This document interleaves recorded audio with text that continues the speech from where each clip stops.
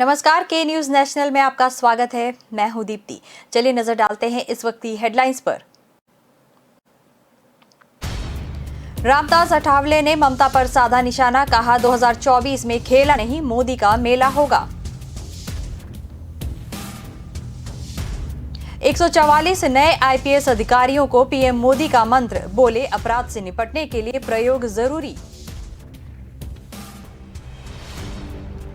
1 अगस्त 2021 से भारत में रुपए पैसे से जुड़े 5 बड़े बदलाव। इन बदलावों से आम आदमी की जिंदगी पर सीधा असर।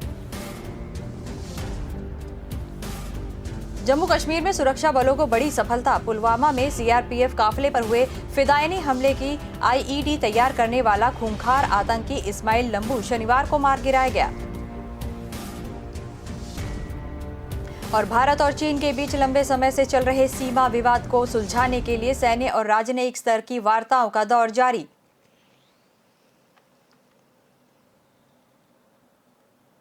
और अब खबरें विस्तार से। केंद्रीय मंत्री रामदास अठावले ने अपने अंदाज में बंगाल की मुख्यमंत्री पर निशाना साधा है। उन्होंने कहा, ममता बनर्जी बोल रही हैं कि 2024 में खेला होगा। मैं उनको बताना चाहता हूं कि 2024 में नरेंद्र मोदी का मेला होगा और वो दोबारा सत्ता में आएंगे। बीजेपी को विपक्ष से डर नहीं लगता। आप जितना विरोध बीजेपी का करेंगे, बीजेपी उतनी ही मजबूत होगी। तृणमूल कांग्रेस नेता और पश्चिम बंगाल की सीएम ममता बनर्जी द्वारा मोदी विरोधी गठबंधन की संभावना के बीच केंद्रीय मंत्री रामदास अठावले ने गुरुवार को कहा कि 2024 के लोकसभा चुनावों में पीएम नरेंद्र मोदी का सामना करना ममता बनर्जी की क्षमता से परे है। अठावले ने कहा कि नरेंद्र मोदी का सामना करना ममता बनर्जी की क्षमता में नहीं आने वाले चुनाव में नरेंद्र मोदी एक बार फिर स्पष्ट बहुमत के साथ प्रधानमंत्री बनेंगे। यह बात उन्होंने ट्वीट के माध्यम से कही। रामदास अठावले की यह प्रतिक्रिया तब आई है जब ममता बनर्जी 2024 में खुद को पीएम मोदी के खिलाफ प्रमुख दावेदार के रूप में पेश करने के लिए दिल्ली के गलियारों में तेजी से कदम बढ़ा रही हैं। इन दिनों बंगाल की मुख्यमंत्री बनर्जी अन्य विपक्षी नेताओं के साथ बीजेपी विरोधी रुख के साथ बातचीत कर रही हैं।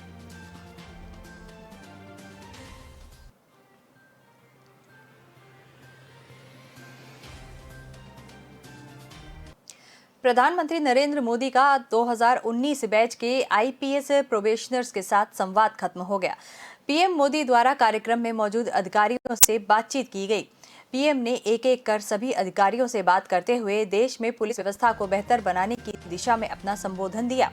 पीएम मोदी वर्चुअली सरदार वल्लभ भाई पटेल राष्ट्रीय पुलिस अकादमी में भारतीय पुलिस सेवा के प्रशिक्षुओं अधिकारियों को संबोधित कर रहे थे। इस अवसर पर गृह मंत्री अमित शाह और गृह राज्य मंत्री नित्यानंद राय भी वर्चुअली साथ जुड़े रहे।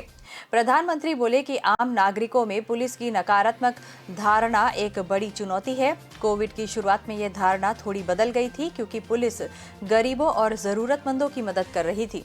हालांकि यह धारणा नकारात्मक ही बनी हुई है। यह सुनिश्चित करना पुलिस की नई पीढ़ी की जिम्मेदारी है कि यह धारणा बदल जाए। पीएम ने कहा कि बीते वर्षों में पुलिस फोर्स में बेटियों की भागीदारी को बढ़ाने का निरंतर प्रयास किया गया है। हमारी बेटियां पुलिस सेवा में दक्षता और जवाबदेही के साथ विनम्रता, सहजता और संवेदनशीलता के मूल्यों को सशक्त करती हैं। प्रधानमंत्री बोले कि कोरोना के खिलाफ लड़ाई में हमारे पुलिसकर्मियों ने देशवासियों के साथ कंधे से कंधा मिलाकर काम किया है। इस प्रयास में कई पुलिसकर्मियों को अपने प्राणों की आहुति तक देनी पड़ी है। मैं उन्हें श्रद्धांजलि देता हूं और देश की तरफ से उनके परिवारों के प्रति संवेदना प्रकट करता हूं। पीएम मोदी बोले कि आपकी सेवाएं देश के अलग अलग जिलों में होंगी, शहरों में होंगी, इसीलिए आपको एक मंत्र याद रखना है। फील्ड में रहते हुए आप जो भी फैसले लें उसमें देश हित होना चाहिए, राष्ट्रीय परिप्रेक्ष्य होना चाहिए। आपको हमेशा ये याद रखना है कि आप एक भारत श्रेष्ठ भारत के भी ध्वजावाहक हैं। इसीलिए आपके हर एक्शन, आपकी हर गतिविधि में नेशन फर्स्ट ऑलवेज फर्स्ट यानी राष्ट्र प्रथम सदैव प्रथम की भावना रिफ्लेक्ट होनी चाहिए। पीएम ने कहा कि आप एक ऐसे समय पर करियर शुरू कर रहे हैं जब भारत हर क्षेत्र, हर स्तर पर परिवर्तन के दौर से गुजर रहा है। आपके करियर के आने वाले 25 साल भारत के विकास के सबसे अहम 25 साल होने वाले हैं। इसीलिए आपकी तैयारी, आपकी मनोदशा इसी बड़े लक्ष्य के अनुकूल होनी चाहिए।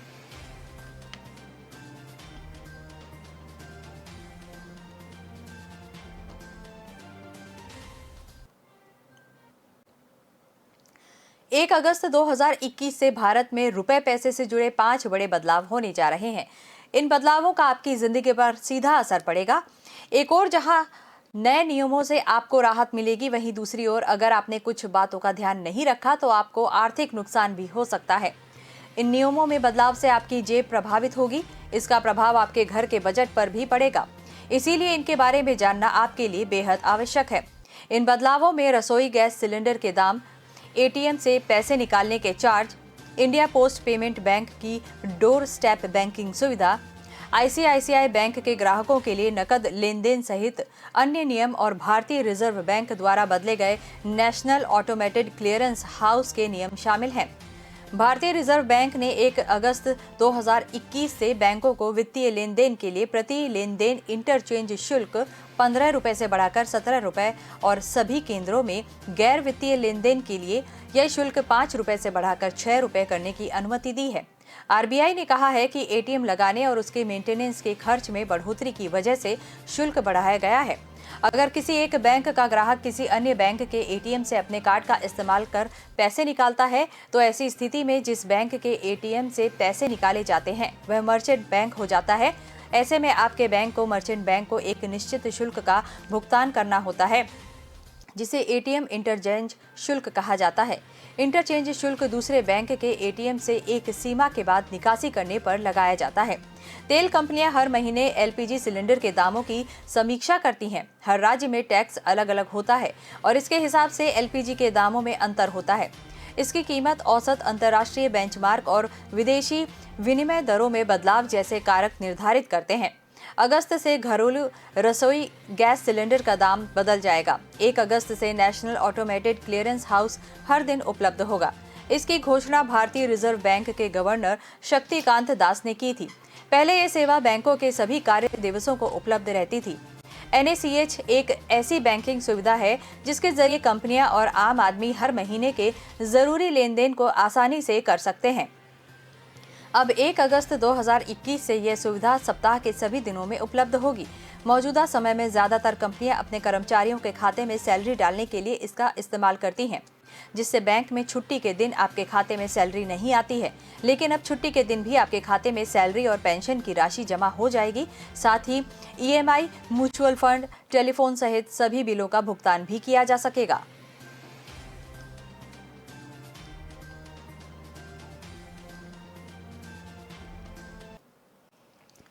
जम्मू कश्मीर में सुरक्षा बलों को बड़ी सफलता मिली है। पुलवामा में सीआरपीएफ काफिले पर हुए फिदायिनी हमले की आईईडी तैयार करने वाला खूंखार आतंकी इस्माइल भाई उर्फ लंबू शनिवार को मार गिराया गया है। मारे गए आतंकियों के पास से एक AK-47 राइफल और एक M4 राइफल बरामद हुई है। लंबू साल 2018 के दिसंबर महीने में कश्मीर में दाखिल हुआ था। उसे पुलवामा जिले के त्राल एरिया में घूमते भी देखा गया था। श्रीनगर से 46 किलोमीटर दूर यह घोर आतंकवाद प्रभावित इलाका रहा है। लंबू को जैश ने कश्मीर में अपने कमजोर होते नेटवर्क को मजबूत करने, आईईडी तैयार करने और नए लड़कों की भर्ती करने के लिए भेजा था। इसके अलावा वह आत्मघाती हमलावर तैयार करने के लिए युवाओं का ब्रेन वॉश कर रहा था। लंबू जैश का आईईडी एक्सपर्ट था। इस्माइल आतंकी संगठन जैश-ए मोहम्मद के मुखिया मौलाना मसूद अजहर का करीबी रिश्तेदार था। 14 फरवरी 2019 को हुए पुलवामा हमले में 40 सीआरपीएफ जवान शहीद हो गए थे। इस हमले को अंजाम देने में मसूद अजहर की मुख्य साजिश थी। आतंकी कारी मुफ्ती यासिर के मारे जाने के बाद उसे कश्मीर में जैश-ए मोहम्मद की बागडोर संभालनी थी। लंबू ने पुलवामा हमले के लिए कार में बम फिट करने में अन्य हमलावरों की मदद की थी। दक्षिणी कश्मीर में लंबू के इशारे पर आतंकी हमलों को अंजाम दिया जाता था। विशेषकर आईईडी हमलों की साजिश वही रचता था।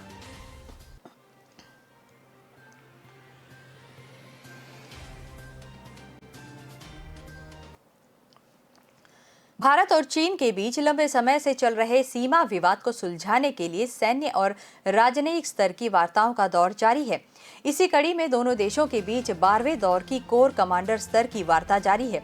वास्तविक नियंत्रण रेखा के चीनी हिस्से के मोल्डो में यह वार्ता चल रही है। इस दौरान भारत और चीन के बीच हॉट स्प्रिंग्स और गोगरा हाइट्स एरिया से डिसएंगेजमेंट पर चर्चा होने की उम्मीद है। इससे पहले दोनों देशों के बीच 11वें दौर की वार्ता 9 अप्रैल को LAC के भारतीय पक्ष में आने वाले शुचुल में हुई थी। उल्लेखनीय है कि दोनों देश पेंगोंग झील के उत्तरी और दक्षिणी किनारों से अपने अपने सैनिकों और हथियारों को हटाने की प्रक्रिया पूरी कर चुके हैं, लेकिन टकराव वाली बाकी जगहों पर अभी सैनिकों को वापस ले जाने की शुरुआत अभी तक नहीं हो पाई है। दोनों के बीच पिछले साल मई से पूर्वी लद्दाख में कुछ स्थानों को लेकर सैन्य गतिरोध की स्थिति बनी हुई है। इससे पहले 14 जुलाई को विदेश मंत्री डॉक्टर एस जयशंकर ने अपने चीनी समकक्ष वांग यी के साथ द्विपक्षीय बैठक की थी। उस वक्त दुशांबे में शंघाई सहयोग सम्मेलन के विदेश मंत्रियों की बैठक से इतर हुई इस मुलाकात में LAC को लेकर चल रहे मुद्दों पर चर्चा हुई थी। जयशंकर ने कहा था कि स्थिति में एक तरफा परिवर्तन किसी भी स्थिति में स्वीकार्य नहीं है। उन्होंने कहा था कि सीमा क्षेत्रों में हमारे संबंधों के विकास के लिए शांति और व्यवस्था की पूरी तरह से बहुत जरूरी है।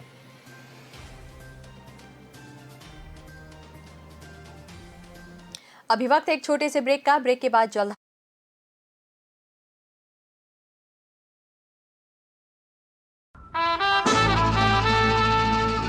के रेडियो माहिती, मनोरंजन और मस्ती का ट्रायो। के रेडियो कहीं भी कभी भी, दिन हो मंगलमय से लेकर गुजरा हुआ जमाना तक का सफर। के रेडियो आप सुन रहे हो के रेडियो। जल्द शुरू हो रहा है के न्यूज की सुरीली भेंट। के रेडियो आप सुन रहे हो के रेडियो, कहीं भी कभी भी। आप हमें डाउनलोड कर सकते हैं। लाइक कीजिए, कमेंट कीजिए, सब्सक्राइब कीजिए और सुनिए के रेडियो कहीं भी कभी भी। मैं हूँ आपकी आरजे जल्पा। रे रे रे रे मारी सवार, ये गाना सुना ही होगा आपने। चलो सुबह हो गई, मस्ती की कश्ती, दिन का सफर सुहाना, एक शहर एक नजर, जनवाणी, सुनहरी दोपहरी, ये शाम मस्तानी, ढल गया दिन, नगमों की बारात, गुजरा हुआ जमाना, फिर वही रात है, मनोरंजन, माहिती और मस्ती के साथ। आप सुन रहे हो के रेडियो, कहीं भी कभी भी।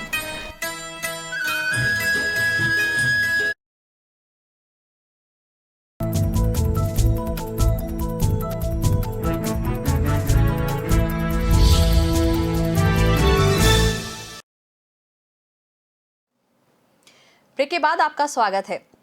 उपराष्ट्रपति एम वेंकैया नायडू ने न्यायपालिका को देसी भाषा बोलने वालों के लिए सुलभ वातावरण बनाने की आवश्यकता का आह्वान किया है। भारत के मुख्य न्यायाधीश NV रमना की हालिया पहल में एक महिला को अदालत में तेलुगु में बोलने की अनुमति देने का उल्लेख करते हुए उपराष्ट्रपति ने कहा कि इस घटना ने न्यायपालिका की आवश्यकता को रेखांकित किया है ताकि लोग अपनी मातृभाषा में अपनी समस्याएं व्यक्त कर सकें और क्षेत्रीय भाषाओं में अपना निर्णय भी दे सकें। मातृभाषा के संरक्षण में दुनिया में विभिन्न सर्वोत्तम प्रथाओं का उल्लेख करते हुए उपराष्ट्रपति ने भाषा के प्रति उत्साही भाषाविदों, शिक्षकों, अभिभावकों और मीडिया से ऐसे देशों से अंतर्दृष्टि लेने का आह्वान किया है। उन्होंने कहा कि फ्रांस, जर्मनी और जापान जैसे देशों ने इंजीनियरिंग, चिकित्सा और कानून जैसे विभिन्न उन्नत विषयों में अपनी मातृभाषा का उपयोग करते हुए हर क्षेत्र में अंग्रेजी बोलने वाले देशों की तुलना में खुद को मजबूत साबित किया है। उन्होंने व्यापक पहुंच को सुविधाजनक बनाने के लिए भारतीय भाषाओं में वैज्ञानिक और तकनीकी शब्दावली में सुधार करने का भी सुझाव दिया है।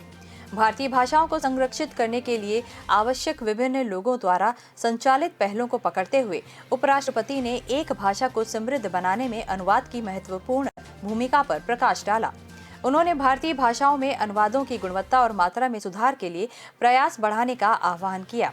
उन्होंने सादा बोली जाने वाली भाषाओं में प्राचीन साहित्य को युवाओं के लिए अधिक सुलभ और संबंधित बनाने का भी प्रस्ताव रखा।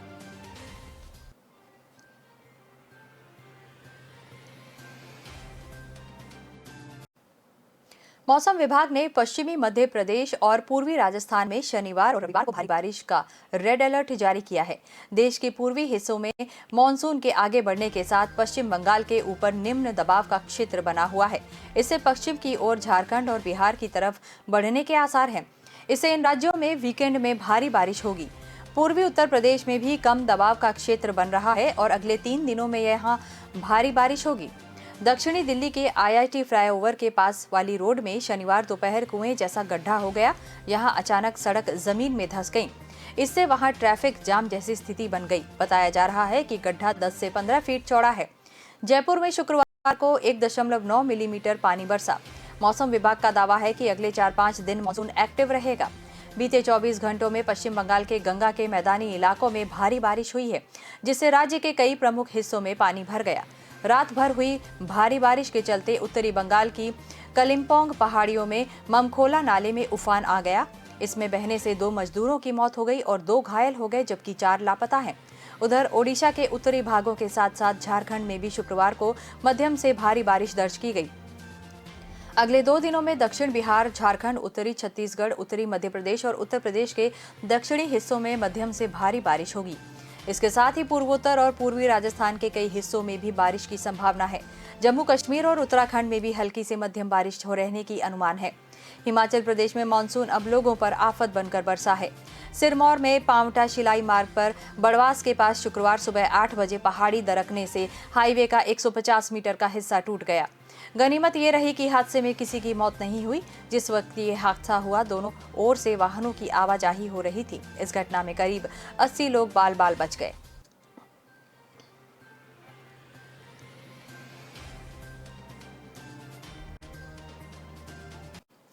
कोरोना वायरस के डेल्टा वेरिएंट को लेकर परेशान करने वाली खबर सामने आई है। अमेरिकी स्टडी में खुलासा हुआ है कि कोरोना का यह वेरिएंट चिकन पॉक्स की तरह लोगों में तेजी से फैलता है। अमेरिका के रोग नियंत्रण और रोकथाम केंद्र की यह स्टडी अभी पब्लिश नहीं हुई है, लेकिन न्यूयॉर्क टाइम्स में इसका एक डॉक्यूमेंट छपा है।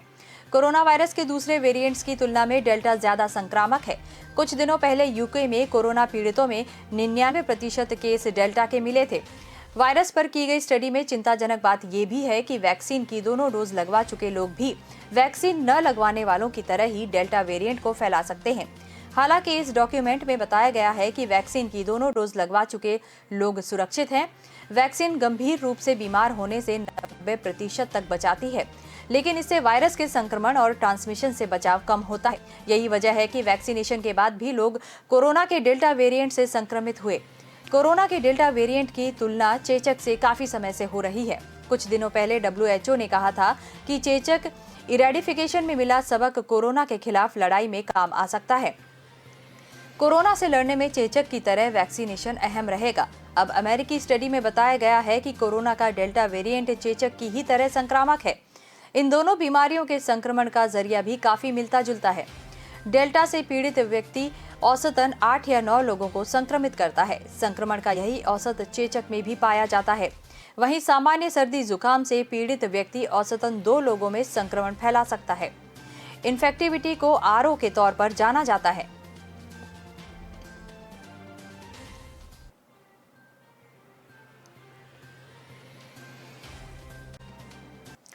पूर्वोत्तर राज्यों के बीच जारी सीमा विवाद के बीच मिजोरम पुलिस ने असम के मुख्यमंत्री हिम्मत बिस्व शर्मा के खिलाफ FIR दर्ज की है। इसके अलावा असम के 4 सीनियर पुलिस अधिकारियों और 2 एडमिन ऑफिशियल्स समेत 200 अज्ञात पुलिसकर्मियों के खिलाफ मामला दर्ज किया है। इस पर हेमंत बिस्व शर्मा ने कहा है कि वह जांच कराने को तैयार हैं, लेकिन एजेंसी निष्पक्ष होनी चाहिए। इन सभी पर हत्या की कोशिश और आपराधिक साजिश समेत कई आरोपों के तहत मामला दर्ज किया गया है। दोनों राज्यों में दशकों से सीमा को लेकर विवाद चल रहा है। इसी हफ्ते भड़के विवाद ने नया रूप ले लिया है।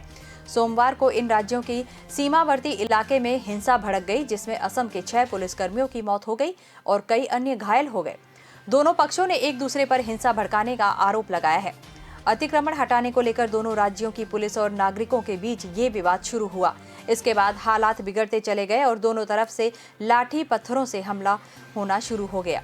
गृह मंत्री अमित शाह ने हाल ही में असम का दौरा किया था। उनके दौरे के 2 दिन बाद से यह हिंसा हुई है।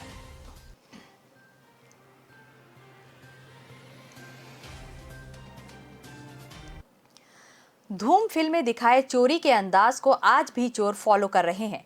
फरीदाबाद में पुलिस ने ऐसे ही एक गिरोह के 3 लोगों को गिरफ्तार किया है, जो राज्य के हाईवे पर लोगों को लूटते थे और तेजी से भाग निकलते थे। पुलिस के मुताबिक इस गैंग ने लूट की 11 वारदातों को अंजाम दिया है। एक हफ्ते पहले गैंग के तीनों सदस्य नई वारदात करने जा रहे थे, तभी पुलिस ने उन्हें धर लिया। इन 3 अपराधियों की पहचान विशाल, साहिल और रूबन के नाम से हुई है। तीनों को फरीदाबाद के पल्ला इलाके से पकड़ा गया, जहां वो नई लूट की तैयारी कर रहे थे। उनके पास से 8 लैपटॉप, 80,000 रुपए कैश, एक स्कूटर और एक FZ मोटरसाइकिल बरामद हुई है। पुलिस ने बताया कि इस गैंग का लूट का तरीका धूम फिल्म के जैसा था।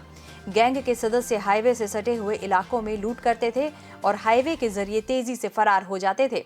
गैंग का एक सदस्य वारदात वाली जगह के पास स्कूटर लेकर खड़ा रहता था और इलाके में किसी के आने पर अपने साथियों को बताता था। अपराधियों के पास हाई पिकअप वाली एक FZ मोटरसाइकिल थी। बाकी 2 अपराधी इस बाइक से आकर लोगों को लूटते थे और गायब हो जाते थे।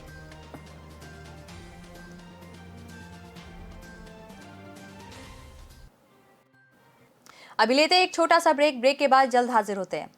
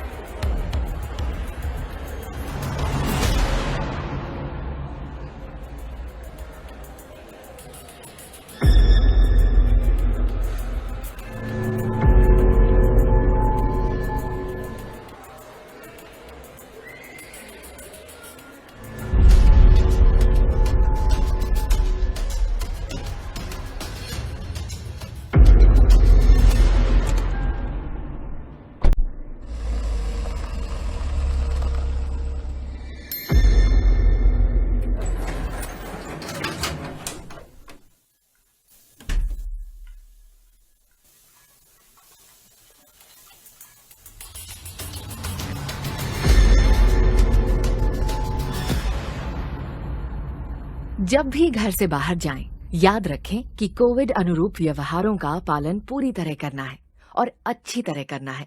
यानी मास्क पहनकर रखें, दूसरों से कम 2 गज की दूरी बनाकर रखें और समय समय पर हाथ साफ करें ताकि हम और हमारा परिवार कोरोना से बचा रहे।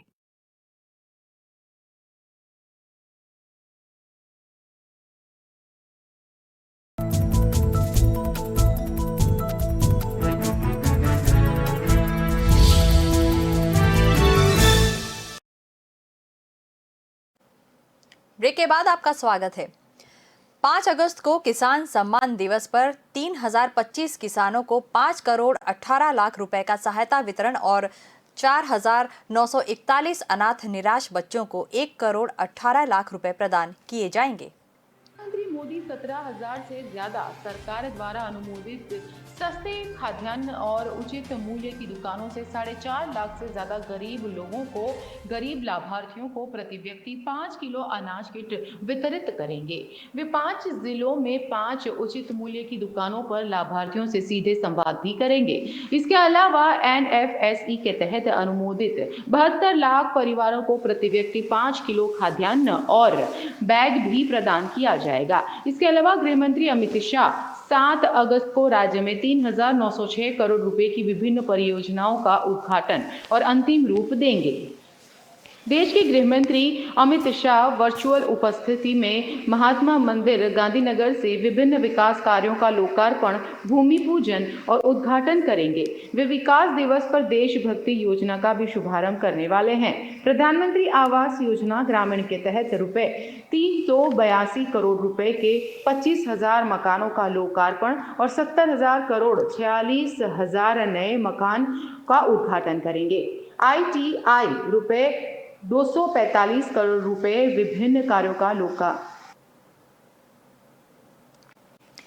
भारतीय महिला हॉकी टीम ने ग्रुप ए के अपने आखिरी मैच में साउथ अफ्रीका को 4-3 से हरा दिया। उत्तराखंड के हरिद्वार के छोटे से गांव से रोशनाबाद की रहने वाली वंदना कटारिया ने मैच में 3 गोल दागकर इतिहास रच दिया।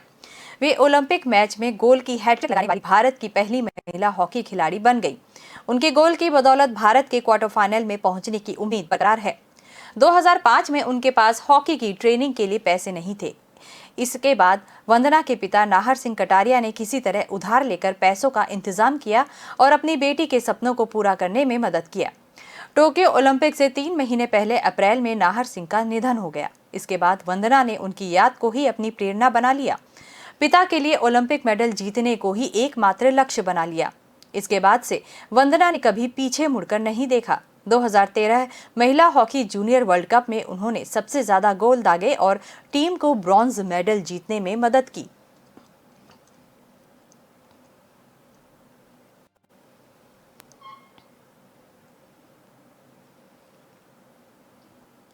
अफगानिस्तान से अमेरिकी सेनाओं की वापसी जारी है। इसके साथ ही तालिबान देश के ज्यादातर हिस्सों पर कब्जा जमा रहा है।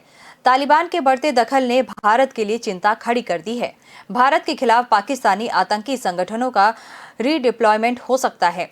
इनमें लश्कर तैयबा और जैश ए मोहम्मद शामिल है। गिलार्ड ने बताया कि अगस्त 2019 से कश्मीर घाटी में हिंसा में काफी कम आई है। यहाँ राजनीतिक स्थिरता और आर्थिक विकास के लिए भारत सरकार लगातार कोशिशें भी कर रही है। आतंकियों की सक्रियता से आने वाले समय में कश्मीर में शांति और विकास के लिए भारत की कोशिशों को धक्का लगेगा। गिलार्ड का सुझाव है कि भारत को कश्मीरियों का भरोसा जीतने के लिए धैर्य रखना होगा। वहीं पाकिस्तान के अधिकारियों के साथ संबंधों में सतर्कता और दृढ़ता लानी होगी। इधर अमेरिका ने पाकिस्तान से कहा है कि वो अफगानिस्तान में शांति बहाली में अपना रोल निभाएं, क्योंकि वहां गृह युद्ध होना उसके हित में नहीं होगा। अमेरिका के मुताबिक इमरान खान सरकार तालिबान को शांति वार्ता में गंभीरता से शामिल होने के लिए मनाने में नाकाम रही है। इधर अफगानिस्तान की सरकार ने कहा है कि 10,000 से ज्यादा पाकिस्तानी आतंकी देश में घुसपैठ कर चुके हैं। कई रिपोर्ट्स बताती हैं कि तालिबान को पाकिस्तानी संस्थाएं ट्रेनिंग दे रही हैं।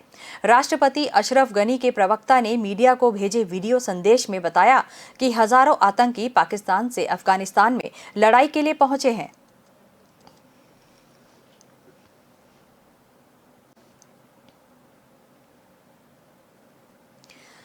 ओला इलेक्ट्रिक भारत में जल्द ही लॉन्च किया जाने वाला है। कंपनी ने अपने इस दमदार इलेक्ट्रिक स्कूटर को बेहतरीन फीचर से लैस किया है।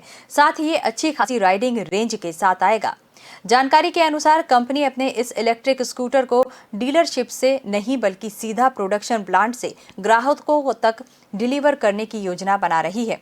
ऐसा कहा जा रहा है कि कंपनी का इलेक्ट्रिक स्कूटर की होम डिलीवरी करने का फैसला मौजूदा हालातों को देखते हुए और कीमतों में अंतर को खत्म करने के लिए हो सकता है। खास बात यह है कि इससे इलेक्ट्रिक स्कूटर ग्राहकों को बार बार डीलरशिप्स के चक्कर भी नहीं काटने पड़ेंगे। हाल ही में कंपनी ने ओला इलेक्ट्रिक स्कूटर की बुकिंग महज 499 रुपए में शुरू की है, जिसके बाद महज 24 घंटे के भीतर इसे 1 लाख से ज्यादा बुकिंग हासिल हुई। आधिकारिक दावों के अनुसार ओला स्कूटर केवल 18 मिनट में 0 से 50% तक चार्ज हो सकता है। इसकी ड्राइविंग रेंज सिंगल चार्ज में 150 किलोमीटर तक होगी, यानी स्कूटर को महज 18 मिनट की चार्जिंग पर 75 किलोमीटर तक चलाया जा सकता है। भारतीय बाजार में इस स्कूटर का मुकाबला एथर 450X और टीवीएस iQube से होगा।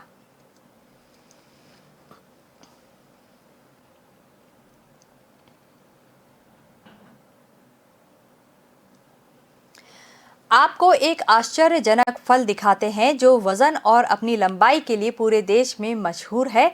वो है फलों का राजा आम। क्या कभी आपने ऐसा आम देखा है जिसका वजन 3.5 से 4.5 किलो तक होता है, जिसकी ऊंचाई करीब 1 फीट तक होती है और जो उस इलाके को भी पहचान देता है? यह आम देश विदेश में खास चर्चित है। तो कहाँ होता है ये आम और क्या है इसकी खास नाम? आइए आपको बताते हैं हमारी इस खास पेशकश में। पेड़ पर लटक रहे इस भारी भरकम आम को देखिए। आम प्रजातियों का यह सुमो आम अपने नाम, वजन और लंबाई के चलते देश प्रदेश में सराहा जाता है। यह पाया जाता है मध्य प्रदेश के आदिवासी बहुल अलीराजपुर जिले के कठिठवाड़ा में। कठिठवाड़ा को अपनी हरियाली और प्राकृतिक सौंदर्य के कारण इलाके के मिनी कश्मीर भी कहा जाता है और यहीं के बागीचों में नूरजहां आम के 5 पेड़ मौजूद हैं। इन पेड़ों को इलाके के ठाकुर पवनेंद्र सिंह 1970 के आसपास कहीं से लेकर आए थे और आज यह आम देश विदेश में लोकप्रिय हो चुका है। बगीचे के मालिक कहते हैं कि नूरजहां आम अपने वजन और लंबाई के चलते देश प्रदेश का सबसे बड़ा आम है। बगीचे का नाम, मेरे बगीचे का सुप्रसिद्ध आम नूरजहां है। उस आम की खासियत है कि ये इसका वजन 3 से 4 किलो के बीच में रहता था। पहले 4 किलो 800 ग्राम तक इसका रिकॉर्ड रहा, लेकिन वातावरण और मौसम के कारण इसका वजन कम हुआ है। और इसकी खासियत है कि 12 इंच जैसे इसकी लंबाई रहती है, 18 इंच जैसे इसकी चौड़ाई रहती है। विशेष तौर पर इसकी लंबाई, चौड़ाई और वजन के कारण ज़्यादा फेमस है। इसको देखने के लिए बाहर से मध्य प्रदेश, गुजरात, महाराष्ट्र और दिल्ली और विदेश से भी लोग आ रहे हैं। अभी शायद 2 या 5 तारीख को बाहर से लोग आ रहे हैं। और ख़ास तौर पर इसको नवाजा गया king of the mango show के अवार्ड भोपाल के अंदर अखिल भारतीय आम प्रदर्शनी के अंदर इसके वजन 3 किलो 800 ग्राम का था। पूरे राज्य स्तर और राष्ट्रीय स्तर पर मुझे सबसे बड़े अवार्ड से इसको नवाजा गया और करीब 7 अवार्ड मुझे अभी तक मिल चुके हैं इसके। नूरजहां आम का वजन और लंबाई के साथ साथ इसका स्वाद भी बेजोड़ है। आलम ये है कि बाहर के कई पर्यटक इसे यहाँ देखने के लिए पहुँचते हैं। ये नूरजहां आम की ये खासियत है कि ये नूरजहां आम की लंबाई 10 से 12 इंच होती है और इसका वेट करीबन 5 से 6 किलो का है। और ये नूरजहां आम कट्ठीवाड़ा का फेमस आम है। कट्ठीवाड़ा की फेमस नूरजहां के नाम से ये आम है और ये अपने आसपास के क्षेत्र में कई जगह नहीं है, जो कट्ठीवाड़ा में ही पाया जाता है। ये प्रजाति सिर्फ कट्ठीवाड़ा में ही है नूरजहां आम। ये मैंने अखबारों में सुना और कई लोगों के मुंह से सुना कि नूरजहां आम कट्ठीवाड़ा में होता है और फेमस आम है, तो मैं इसको देखने के लिए स्पेशल कट्ठीवाड़ा आया। अलीराजपुर जिले के लोग देश के इस सबसे बड़े आम को लेकर गौरव महसूस करते हैं और चाहते हैं कि कठिठवाड़ा से यह आम निकलकर बाहर तक पहुंचे और जिले के साथ साथ प्रदेश का गौरव बने। लेकिन शासन की अरुचि लोगों को निराश करती है। जानकार और इलाके के लोग इस आम के पेटेंट कराए जाने की सरकार से अपेक्षा कर रहे हैं ताकि नूरजहां से अंचल को पहचान मिले। वहीं जिन निजी बगीचों में अभी नूरजहां के मात्र 5 पेड़ हैं, उनके मालिक कहते हैं कि इस नेशनल अवार्ड विनर आम को आगे बढ़ाने और फैलाने में अभी तक सरकारी रुचि शून्य है। ब्यूरो रिपोर्ट, के न्यूज़ नेशनल। तो बुलेटिन में फिलहाल इतना ही। आप बने रहिए के न्यूज़ नेशनल के साथ। नमस्कार।